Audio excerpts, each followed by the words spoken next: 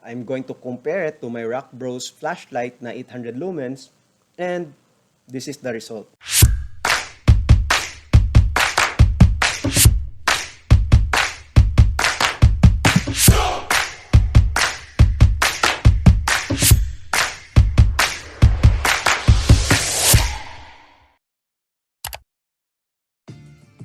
Hi mga online shoppers, it's me again, Kuya Earl. So welcome to our channel. In here, we order, unbox, and review products we buy online. So for this product mga ka-shopper, this is the same product that we ordered from our previous video. Yung previous video natin mga ka-shopper is the ep12 100 watts solar outdoor flood light. Yan.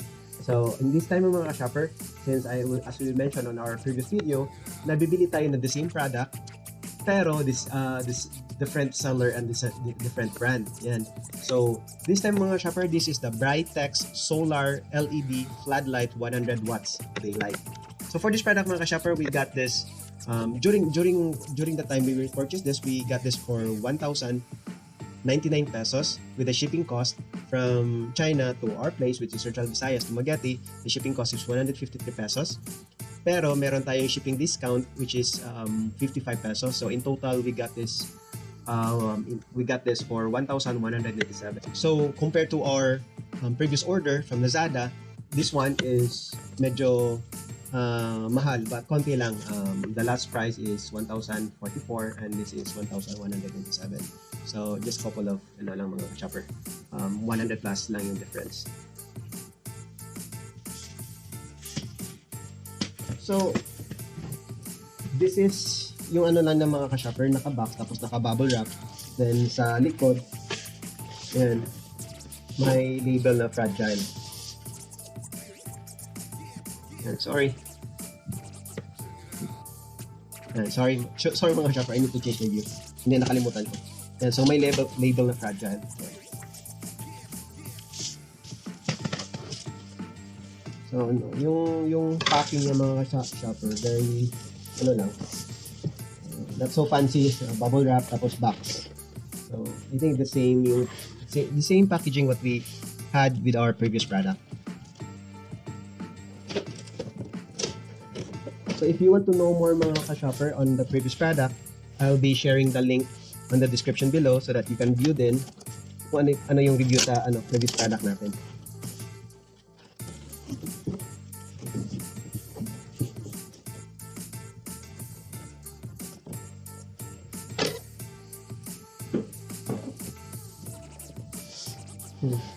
So, dalawang box mga ka-shopper.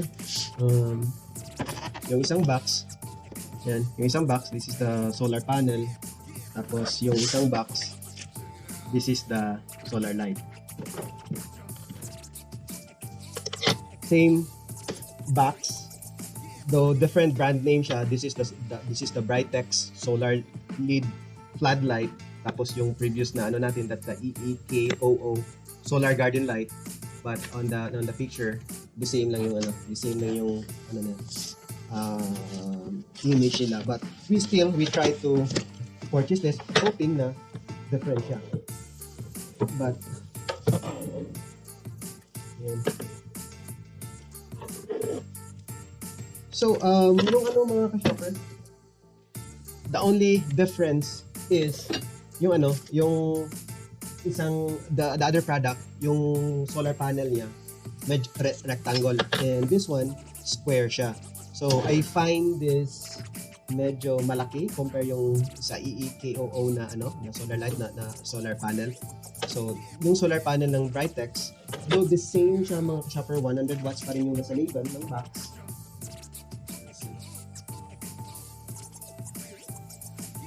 Hindi siya nakalagay but so yung design niya even sa likod, yan. So exactly the same design, even the wires is the same. I think the material is the same. This one, the color scheme is the same. So it's just that it's square to, yung isa mga ka-shopper rectangle, but the same. So as I mentioned mga shopper, yung sa previous video natin, Sa China kasi, especially sa Shenzhen, ayan, forgot the name. But anyway, there are manufactured kasi doon na nagma-manufacture ng mga generic products. Example like mga dynamo, mga LED lights, mga board. And from those manufacturers, mga ka-shopper, companies buy their products, and once the company buy those products, they will assemble that in their company. Once ma-assemble nila yon, doon na sila maglalagay ng brand. So ito yung usually nangyayari. So a company buys the same generic equipment or product, then assemble nila, tapos once na complete na yung assemble, they will brand those the finished product. So in this case, this is the Brightex Solar LED Light, tapos yung previous na ni-review natin, that's the ep12. But yung boxing niya, yung packaging, the same IP67. Yung label niya dito, same pa rin, 100 watts. Yung parameters niya, power, 100 watts, color temperature, 6,500K, long life, 50,000 hours. So yun, on our previous video, nilagay natin yung computation doon. If the light lifespan of the light is 50,000 hours, and if you're going to consider 12 hours per night, and divide that with 365 days in 1 year, so aabot siya ng 11 years. So though kung aabot talaga ng 11 years, siguro yung battery niya hindi na aabot ng 11 years.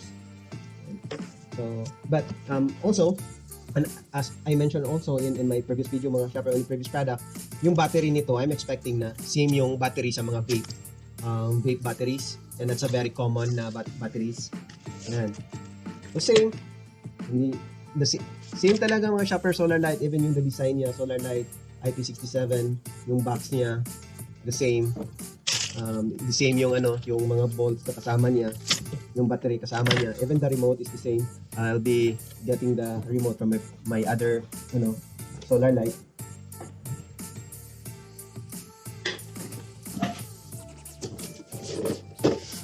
So yan. So this is the remote of my ep12 solar light, mga ka-shopper, the 100 watts din. And this is the remote of the Brightex Solar Light. So if you can see here, the same design, even yung battery, the same din. The buttons are the same, auto, 3 hours, 5 hours, 8 hours on and off, then full, then half yung lumens. So same din dito. Yan. So I'll try to check, mga ka-shopper, if yung remote nito, yung same sila ng frequency, gagana dito sa other solar ko. If yes, then that concludes our review, mga shopper, na they bought the materials or the products from the same manufacturers, tapos na-rebrand lang nila. Yan. Alright, so this is the manual, mga ka-shopper. And solar light.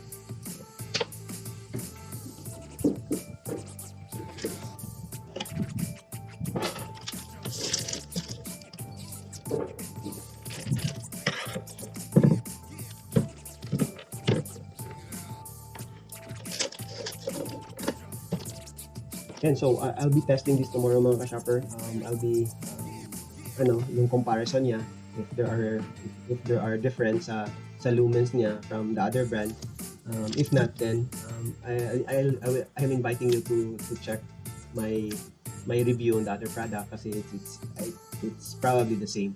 But if not, then I'll make sure to mga shopper, to cover the points nung yung advantage at disadvantage of this product compared to another product that I already had a review. Alright, thank you, mga shopper, and I'll continue to test this one.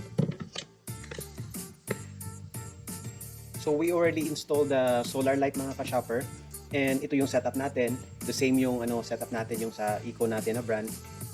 Gusto ko kasi mobile so gusto natin ilipat kung saan yung spot, kung may mga parties or for this feature, mga ka-shopper, gusto natin ilipat doon sa may ring natin para maglaro tayo ng basket during night time.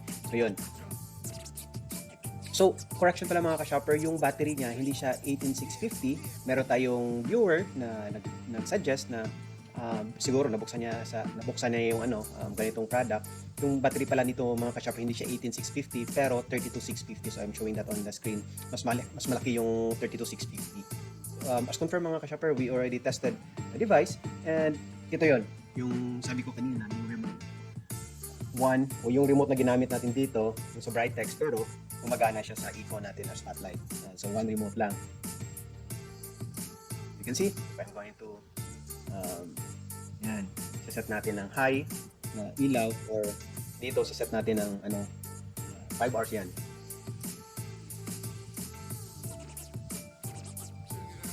So, lang mga shopper, kailangan mo talagang itapat mo yung remote sa harapan ng lights, kasi hindi siya gagana kung nasa side niya, siguro yung infrared niya, talagang itatapat mo talaga sa light. Yan, so off natin. So one remote mga ka-shopper, regardless kung yung remote sa Brightex or remote sa Eco, gagamitin natin, gagana siya. So either solar light. And here din naman mga shopper, we tested the range sa remote. So kulang-kulang mga ka-shopper, let's say 10 steps or 10 meters gagana siya. 10 meters gagana siya as long as you're directly in front sa light.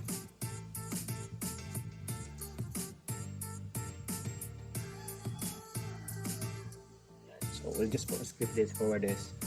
Ayan. So, kung lagpas siya 15 meters, gagana pa rin siya. Pero kailangan itapat mo talaga sa ilaw. Ayan. So, see? Nakita nyo, i-transfer to the side, hindi siya gagana. So, kailangan talaga mga ka-shopper, straight talaga. Straight sa light. Gagana yung remote. So this is the Brightex light mga ka-shopper. This is the 100 lumens light, and compare to the Eco na 100 same specs, 100 watts. If you can see, yan. So this is the Eco, this is the Brightex. So for me mas maliwanag yung Eco compared sa Brightex. So the Brightex 100 watts, the Eco 100 watts. And also mga ka-shopper, hinayang din, sadly, kasi yung Brightex, they put a sticker on their light. They are claiming na yung luminous flux niya is 10,000 lumens. And so if 10,000 lumens to, I'm going to compare it to my Rock Bros flashlight na 800 lumens, and this is the result. So this is the Brightex 100 watts, and compared to my Rock Bros na 800 lumens lang, and they claim na yung Brightex sila is 10,000 lumens. So see, so this is the 10,000 lumens that they claim on their sticker, and this is my Rock Bros flashlight na which is 800 lumens. So I think napakalayo ng difference yung mga ka-shopper. So yun mga ka-shopper, that's our review for this solar outdoor floodlight compared to our other brand, and also compared to my Rock Bros flashlight. I find it na the Brightex 100 watts is somewhat like hindi siya mas yung ilaw niya, yung light niya, yung brightness niya, hindi siya comparable to the Eco and to my Rock Bros. Mas malakas yung Eco, mas malakas yung Rock Bros ko. And so thank you for watching mga ka-shopper, and hope to see you on the next product. And thank you, and please do subscribe. Bye.